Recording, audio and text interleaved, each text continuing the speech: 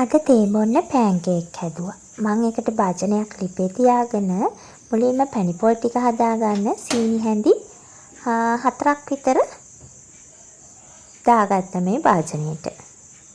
දැන් මේක මම හැන්දෙන් කවලම් කරන්නේ නැතුව පැණි ටික හදාගන්නවා. මේ විදියට තියෙනකොට අපිට පොඩ්ඩක් භාජනේ කරකවලා මේක දිය කරගන්න පුළුවන්.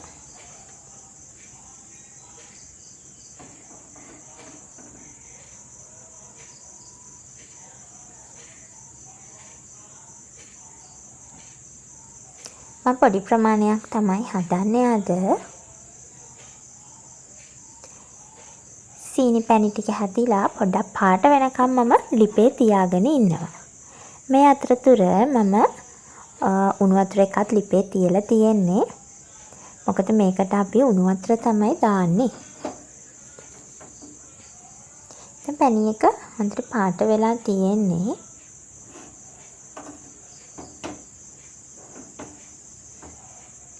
දැන් මේකට මම උණු වතුර ටිකක් දානවා. මම පොඩි ප්‍රමාණයයි දාන්නේ.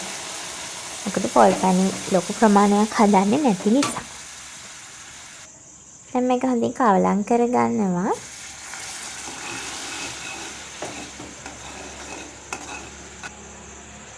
දැන් මේකට මගේ ඉතිරි සීනි ටික දාගන්නවා මම.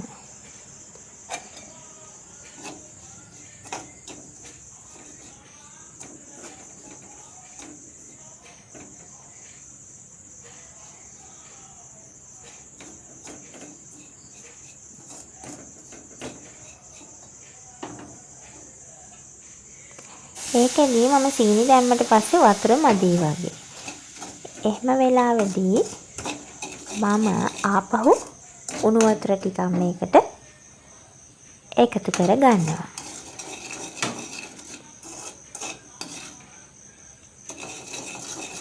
දැන් සීනි ටික දිය වෙනකන් මේ විදියට කවලම් කරගන්න ඕන.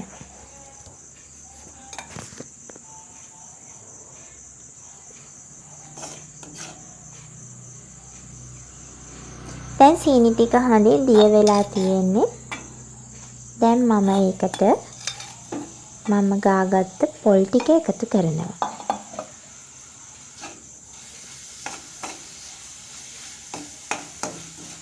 දැන් ඒක කවලම් කරගන්න තියෙනවා.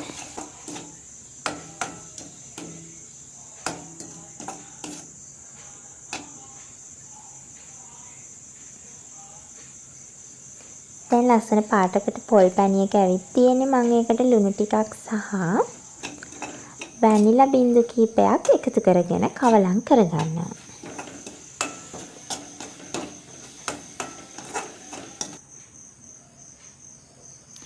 දැන් මේකේ තෙත ගතිය ගොඩක් දුරට ඉවත් වෙලා දැන් මම ලිප ඔෆ් කරනවා. දැන් තියෙන්නේ බැටර් එක හදාගන්න පෑන්කේක් එකේ මම පාන් පිටි ටික හලලා අරගෙන තියෙනවා.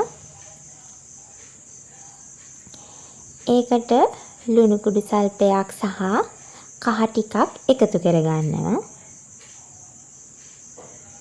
දැන් මේ ටික කවලම් කරලා මම වතුර වලින් මේක මිශ්‍රණය හදා ගන්නවා මුලින්ම.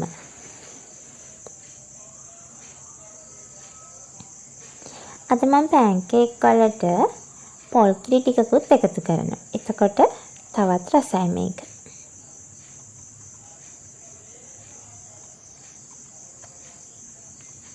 දැන් මෙන්න මේ වගේ මිශ්‍රණයක් වතුරෙන් මම හදාගෙන ඊළඟට මම උකු පොල් කිරි ටිකකුත් මේකට එකතු කරගන්නවා.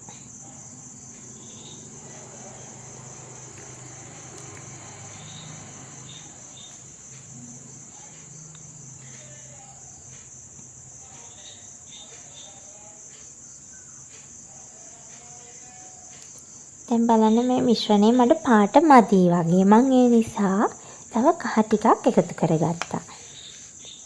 මිශ්‍රණේ පාට නම් හරියටම පේන්නේ නැහැ. දැන් කහ පාටට තියෙනවා මේක. මෙන්න මේ වගේ හොඳින් වැක්කිරෙන බැටර් එකක් තමයි හදාගන්න ඕනේ. දැන් මම ෆෑන් එක ලිපේ තියාගෙන තෙල් ටිකක් මේකට එකතු කරගත්තා. තෙල් ටික රත් වෙනකොට මේක හොඳට බ්‍රෂ් කරගන්න ඕනේ මේ තෙල් ටික. තෙල් තියෙන්න බෑ. එමුණොත් මේක බැටර් එක අපට හොඳින් පැන්කේක් එක හදාගන්න බැරි වෙනවා.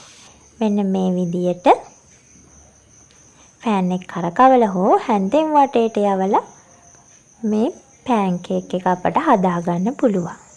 මම මේකේ දෙපැත්තම මේ විදියට පුච්ච ගන්නවා.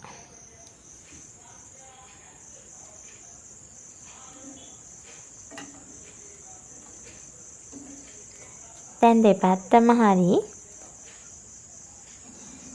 දැන් මේකට පැණි පොල් දාන්න ඕන අපි උණුවෙන්ම. ඊට කලින් මම තව පැන්කේක් එකක් ලිපේ තියලා තමයි මෙන්න මේ විදියට පැණි පොල් ටික එකතු කරගන්නේ.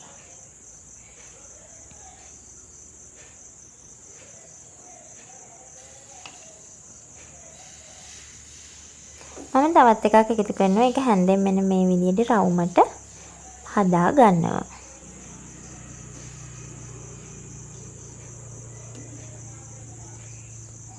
ඒකෙන් දෙපැත්තම හොඳින් පුච්ච ගන්න ඕනි.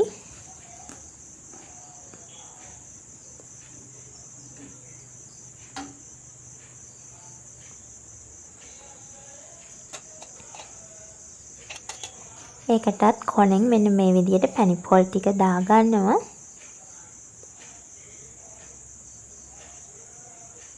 හරි අපි හදාගත්ත පැන්කේක් තමයි මේ. තේ බොන්න හරිම රසයි.